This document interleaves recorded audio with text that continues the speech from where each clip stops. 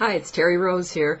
I want to address some questions that I've been getting recently about God. And of course, I always get those comments from people that have the answers. They really believe that they do have the answers and that what they believe is right. So this is not to justify, it's not to even comment on any of that. Some of the questions I believe are honest questions, people that really have concerns. So this is just to tell you what I believe right now, what I feel because of my experiences. So I just want to address some of those things. The biggest concern being usually, where does God come into all of this, and what about God's will? And this is in reference to my stories, my 7 stories that anybody can get at my website, peaceofsuccess.com. So generally, these are people that have requested that story, and they're asking these questions before they really read the stories or listen to them. So hopefully it is answered, because that's what my stories are about, really explaining what I feel. But I do want to make this video just to specifically address some of those things. The only way that I can answer that is to tell you my experience. And the point that I make over and over is, I'm not saying my experiences and my beliefs are right. I'm just saying that that's what I believe because of my experiences right now, and I am completely open to other things. And when people come aggressively and start telling me what I should believe and what I should think, the only thing that I say to them is, please pray for me then. Pray for my enlightenment. Don't pray that I come to what you believe, but pray for my enlightenment. If I'm wrong, I want to know that. But this is my experience. When I grew up, I was taught that there was a mean, judging God. That was everything that I did was being ledgered. It was being written down, and I was going to have to account for things. So basically, if I didn't live the way and think and believe and do what I was told by people in authority that believed a certain way, then I was going to be punished and I was going to go to hell. That's what I believed. And as I grew older, I saw these things that were going on in their lives, the way that they didn't live what they were teaching me. And I had some experiences that caused me to get very bitter, and I turned against God and religion and during my teenage years and said there can't even be a God. None of this is true. What I'm seeing, what I've been told, there's just things that don't make sense to me. Then I had my near-death experience. And around that time, too, I was really in my search because of an experience with my mom's twin and her death, and hearing that story and hearing how she knew she had to get home.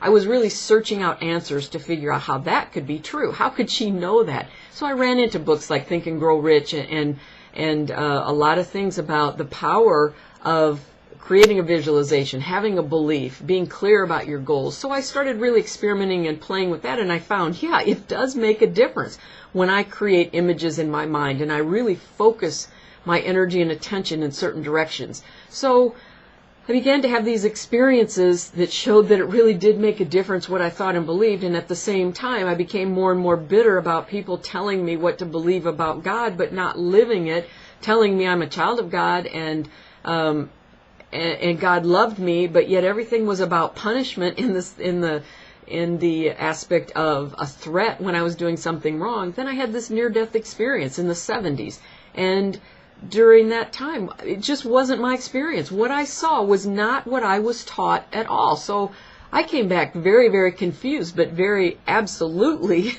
convinced that it wasn't this mean, judging God. And because it was this great being of love that I saw, it changed everything for me. It made me a better person. So that's all that I can look at. My experience made me a better person. So the people that want to tell me that, it was the devil and there's no truth to it, and the only way that it's real is when you, get to the Father through the Son, Jesus Christ, all these things, that may be very well true, but there may be some truth in that also fits with what I believe at this time. I believe that Jesus Christ did walk the earth, but everything you learn about Jesus Christ, he acted out of love.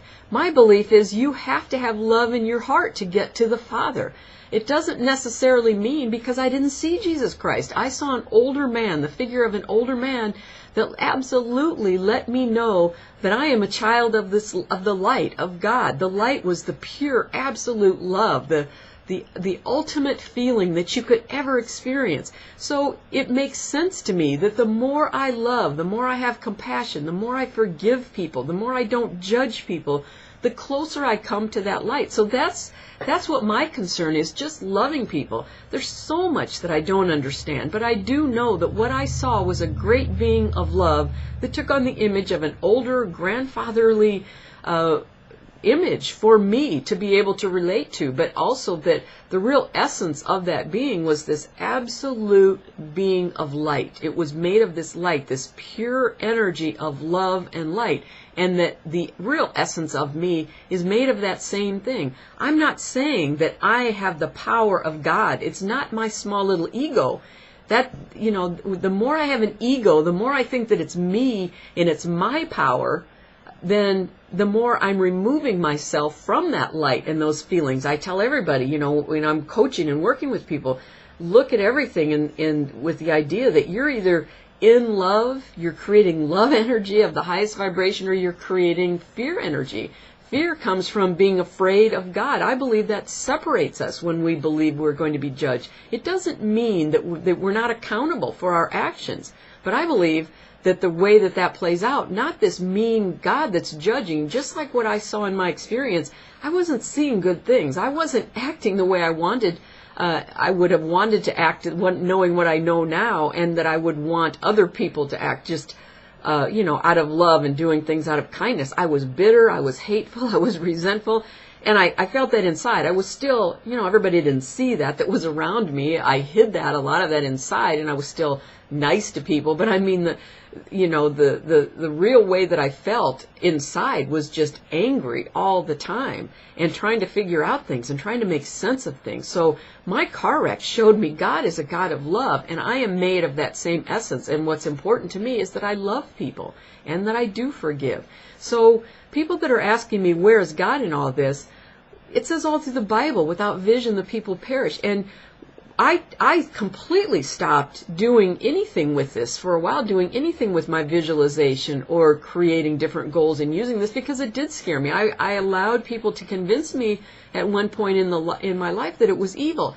But then, as I got around the year 2000 and all these studies came out about the brain and all these things that were different than everything that we have been taught to believe and that we understood because of the technology available, we know that when you think things and feel that, when you're actually creating images and you're having these thoughts and feelings, and they're creating, they stir up emotions, and those emotions release chemicals, and you have a physiological shift, and you either go into fear and your cells shut down, or you stay open in love and they're healing. There's been so many studies that show the emotions of love. They affect your DNA. They cause your DNA to relax and be improve the state of your DNA. So I look at all of those things, and it doesn't make sense to me when someone tells me that I have to believe a certain thing and that I have to be afraid of God, which is actually causing my cells to shut down. And in my belief, it's moving me further away from that essence of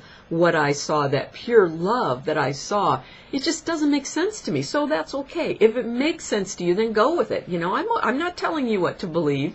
I'm only making this an answer to people that are really asking me, because I went through those fears. I really had to look at that for years of my life, and I really analyzed it to think, it just doesn't make sense. What makes sense to me, the only thing I do know now that makes sense to me is love and forgive. And what I teach people in my coaching, when you reach that state of coherence, when you stop the fight or flight reaction in your physical body, you're actually, your whole system goes into a pattern that is in a coherent pattern. It's all working together. That's how we were created. And when you are in that state, and then you work on your goals and you create your visions, these miracles just happen. I believe that's the way that we were created, and that's the way that we are intended to live our life. So if that's helpful, hopefully it is. I'm constantly looking for new information, and every day my question is, what is there that I need to see that I am not seeing? I ask my God, the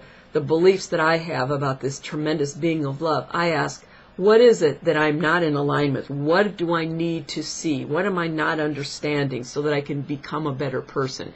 So pray for me if you don't share my beliefs. Pray for my enlightenment. That's all I ask. But when people tell me the things that I need to believe, it doesn't make sense.